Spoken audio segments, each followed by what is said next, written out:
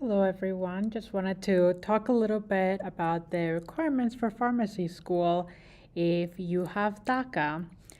Right now, the Pre-Health Dreamers has a couple of resources in our website.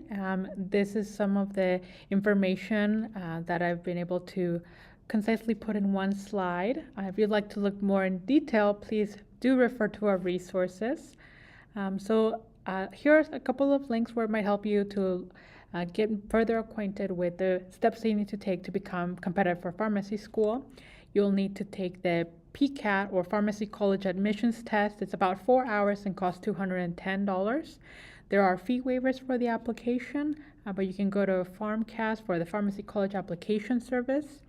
And after you complete your residency program, it's not, your pharmacy program, it's not a requirement to do residency, but it is encouraged for professional development. For that, you would need a social security number, such as with DACA, Deferred Action for Childhood Arrival, or TPS.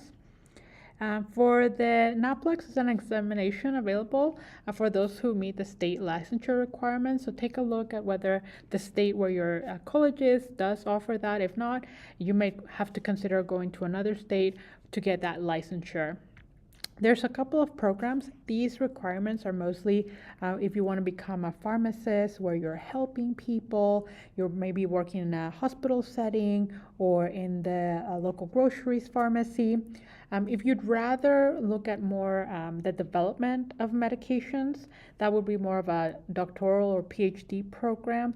And so I'll include some of the links here so you can do a little bit more research about what the right path might be for you. Some of the other information that I want to share is this guidance for pharmacy programs on considering applicants for deferred action for childhood arrival. So here's just a quick little look into what that document looks like. You can read more about it. And in it, you'll actually find a further guidance about what medicine is doing for its DACA students. So you can use that when you want to talk to change makers at your institution, or if you are one of those change makers at the institution. You will see that a lot of things have been done to support DACA students enrolling in medicine, in dental programs, in PhD programs. And so a lot of it you can use to inspire you to create change for pharmacy programs as well. If you have additional questions about, any sort of state, municipal, or institutional policies, we can help you work through that. We know various organizations such as NELT, the National Immigration Center, which can guide you and give you additional legal information. If you do have further more nuanced questions, we definitely recommend speaking with a lawyer. But in terms of supporting students, in terms of getting creative about creating resources for them, changing procedures, that's something that Pre-Health Dreamers is very well equipped to do. This is the Academy of Medicine article, some considerations for accepting students who are undocumented with deferred action for childhood arrival. So I definitely recommend taking a look at this article. It's been done by very strong advocates in the community. I'm sure that many of you have heard of them, like Dr. Sunina Kai, Dr. Rojas Marquez. So we definitely do recommend that you take a look at this again to get a better sense of what's been done before and what you can do to change the way that things are done at your institution. If your students has any specific questions about how to get additional funding, that's one of the things that we've really seen our students struggle with, where they have worked so hard, kind of kept their head down just to meet their requirements to become competitive.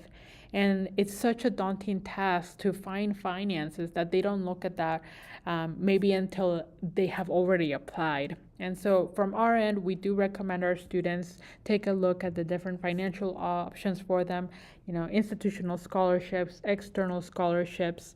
But even that it's very challenging because there's not many for graduate programs.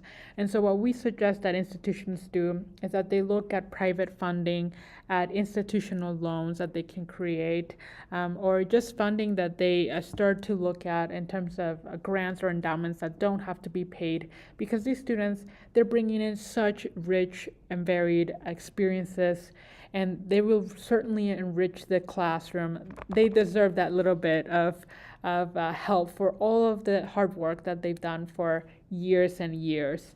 So if your institution has specific questions or they have a current student that they're not sure how to help, we more than welcome reaching out to us. We're a small team, but we are very experienced in talking with financial office, with Centers for Diversity, with individuals such as Dean of Students and specific students. So please do reach out to us. I mean, I know that this information was specifically about pharmacy, but don't hesitate to reach out to us, even if you are, nursing program, medical program, PA program.